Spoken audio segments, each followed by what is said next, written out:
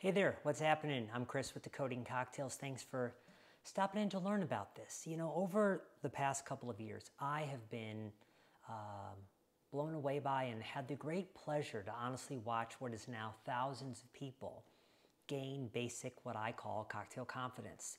People learning that like, oh yeah, if I just know how to wield this shaker or to stir this drink, to find a simple recipe and good ingredients, I'm on my way to have something delicious.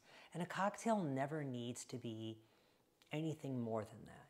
But for some of us, when there comes to be a point in time when you want to know what else is next, beyond the world of spirits, you know, basic sours and old fashions and martini Manhattans and margaritas, lies a whole other world of when we really begin to dial drinks in more and reach into it for a whole other canon of flavors.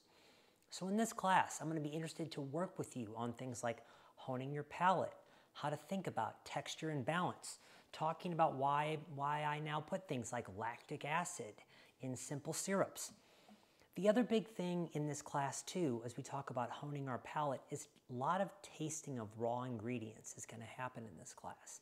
To understand what does Madeira or what does Coca Americano taste like and what's in them? Why do they taste the way they do? How do you think about a Manzanilla versus an Amontillado sherry? Exploring the canon of bitterness. How do we think about things on the highly bitter end, like Contratto bitter, Brutto Americano, and Campari versus Aperol and Contratto aperitif?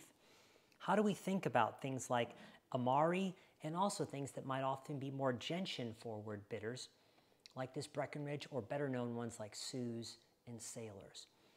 These are many of the things that bartenders begin to put their hands on when they are reaching deeper into the flavor world. And the wonderful thing is you begin to unlock this canon of items right here, is that so many of them are delicious and are meant to be drunk on their own, or maybe with something as simple as a bit of club soda or tonic water. As the people who could tell you who came to the early 101 classes are, I'm launching this class a little bit before it's fully ready, in part because we learn best by teaching. What I can also tell you is the people who came to my first 101 classes, they were all happy because often I was sharing and giving them too much of everything in the process to try to figure out what the class is. So I hope you will consider joining me for this little adventure. I think it's going to be a lot of fun, and I'm excited to be able to help guide people like you to the next level of building cocktails.